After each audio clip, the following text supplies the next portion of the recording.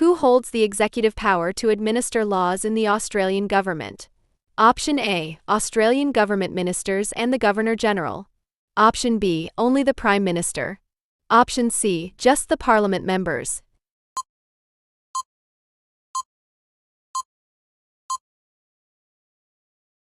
The correct answer is Australian government ministers and the Governor-General. Explanation: executive power in Australia is vested in government ministers and the Governor-General, enabling them to administer and enforce the laws created by the Australian Parliament effectively.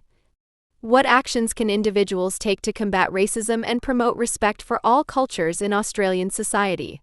Option A. Ignoring racial issues and hoping they go away. Option B. Only engaging with people from similar backgrounds. Option C. Actively challenging racist behavior and supporting diversity initiatives.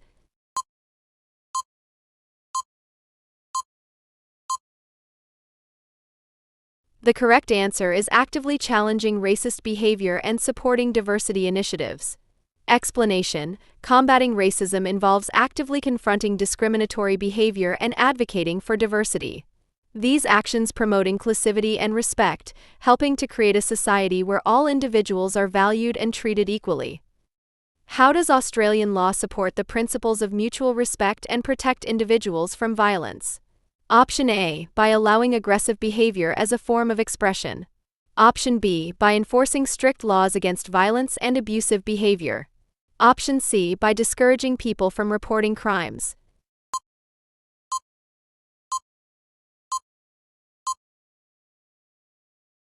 The correct answer is by enforcing strict laws against violence and abusive behavior.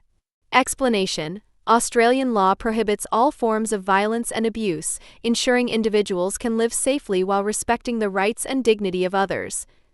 Can you name 3 types of freedoms that Australians enjoy as principles of democracy?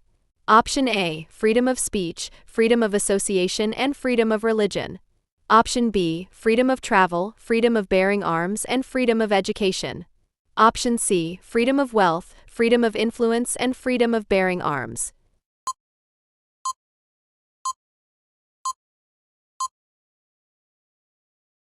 The correct answer is freedom of speech, freedom of association, and freedom of religion. Explanation: Australians benefit from essential freedoms such as freedom of speech, allowing expression of ideas, freedom of association, permitting voluntary group membership, and freedom of religion, enabling individuals to practice their beliefs, all within legal boundaries. What does the commitment to the rule of law signify for all Australians, regardless of their background? Option A. Some individuals are exempt from following the law based on their status. Option B. Everyone is equal under the law and must obey it without exception. Option C. Laws only apply to certain groups within society.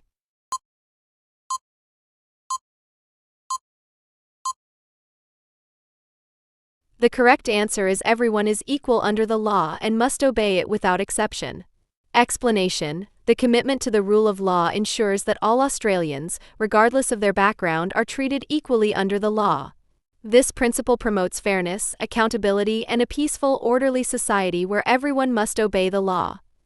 In Australia's parliamentary democracy, how are laws created and who holds the power in the government? Option A. Laws are determined by parliaments elected by the people, reflecting the citizens' will. Option B. Laws are created by the king, and power rests solely with the monarchy.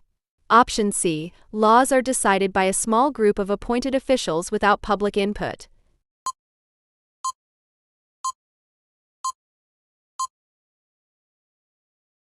The correct answer is laws are determined by parliaments elected by the people, reflecting the citizens' will. Explanation: in Australia's parliamentary democracy, elected parliaments create laws, ensuring that the government reflects the will of the citizens. This system emphasizes citizen involvement in the governance process. When reflecting on the leadership roles within state governance, what insight does the position of a premier provide about state-level decision-making? Option A. They serve in the Australian Senate. Option B. They are the primary leader of a state government. Option C. They represent local council interests.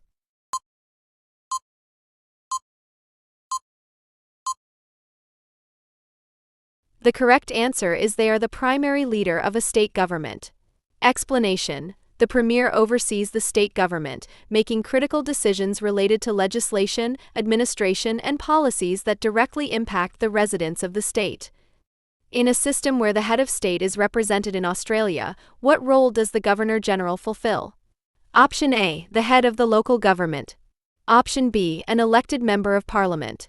Option C, the representative of the head of state in Australia.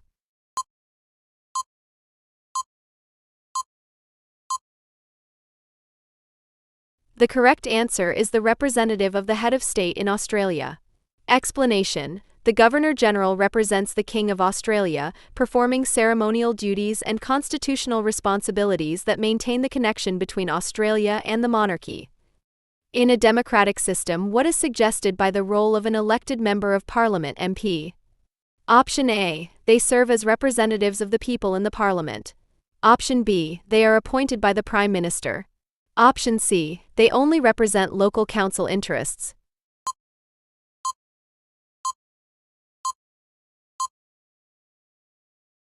The correct answer is they serve as representatives of the people in the parliament. Explanation: MPs are elected to represent their constituents' interests, participating in debates, voting on legislation, and addressing local issues in parliament. When discussing the roles within the Australian Parliament, what does the presence of a senator indicate about the representation of states and territories? Option A, they focus solely on local issues. Option B, they represent the interests of a state or territory in the national government. Option C, they are not elected officials.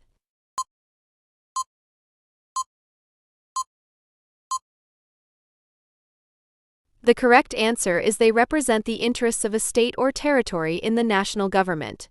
Explanation: senators are elected to advocate for their states or territories, ensuring that regional concerns are addressed in national legislation and policy discussions.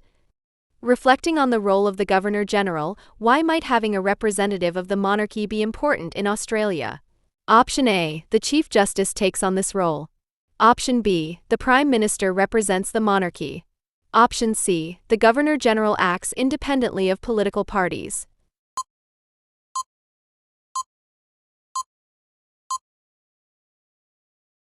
The correct answer is the Governor-General acts independently of political parties.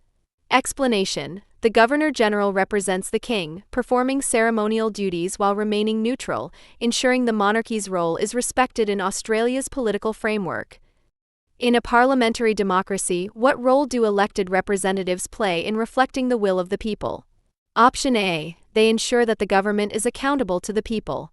Option B, they allow for direct rule by citizens.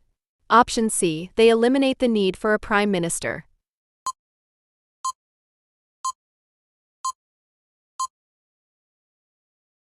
The correct answer is they ensure that the government is accountable to the people. Explanation: elected representatives bridge citizens and government, ensuring that public interests are represented in decision-making processes, maintaining accountability and responsiveness in a democratic framework. What is the relationship between obeying laws and maintaining a safe society in Australia? Option A, obeying laws leads to chaos and disorder. Option B, laws are irrelevant to societal safety. Option C, obeying laws helps maintain an orderly and safe society.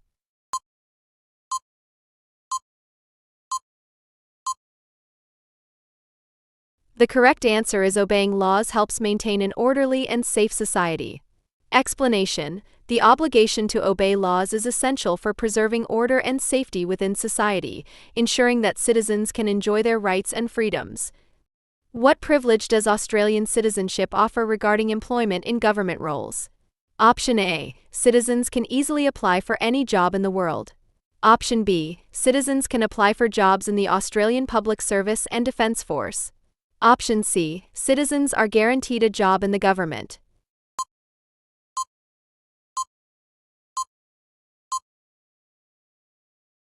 The correct answer is citizens can apply for jobs in the Australian Public Service and Defence Force. Explanation: Australian citizens have the privilege of applying for positions within the Australian Public Service or the Defence Force, which is not available to non-citizens. Why might serving on a jury be considered a civic responsibility for Australian citizens? Option A, it allows citizens to avoid legal consequences.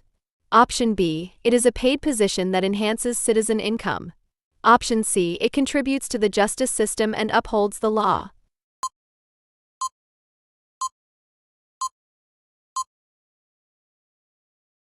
The correct answer is it contributes to the justice system and upholds the law. Explanation: serving on a jury is a civic responsibility that allows citizens to participate in the legal process, ensuring justice is served and community involvement in law is maintained. What could be inferred about the importance of voting in Australian society? Option A, it is a trivial act that does not affect governance. Option B, it is a compulsory duty that shapes the nation's future. Option C, it is only necessary during national emergencies.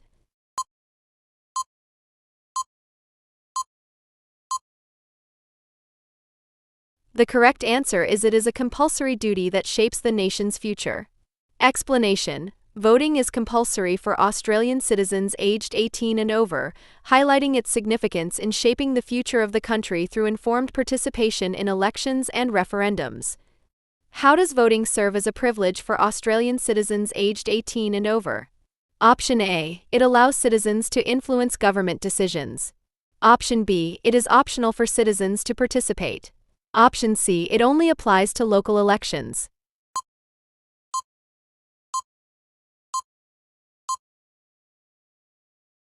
The correct answer is it allows citizens to influence government decisions. Explanation: voting is a privilege that enables Australian citizens to have a say in how their country is governed, thereby influencing decisions that affect their lives and the future of Australia. What is one fundamental responsibility of an Australian citizen regarding the laws of the country? Option A, to create new laws. Option B, to ignore laws that seem unfair. Option C, to obey the laws of Australia.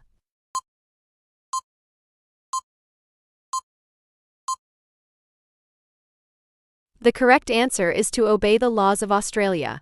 Explanation: one of the primary responsibilities of an Australian citizen is to obey the laws established by government representatives, which are designed to maintain an orderly and safe society.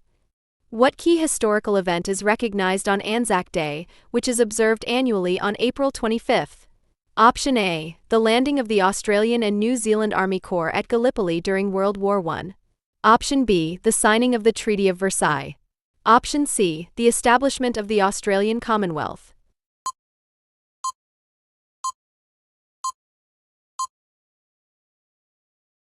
The correct answer is the landing of the Australian and New Zealand Army Corps at Gallipoli during World War I. Explanation: Anzac Day recognizes the landing of the Australian and New Zealand Army Corps (ANZAC) at Gallipoli on April 25, 1915. This important day honors the bravery and sacrifice of those who served in military conflicts, particularly during World War I, and is a significant aspect of the national identity of both Australia and New Zealand. Australia Day is celebrated every year on January 26. What does this day primarily commemorate? Option A, the signing of the Australian Constitution. Option B, the arrival of the First Fleet from Great Britain in 1788. Option C, the establishment of the Commonwealth of Australia.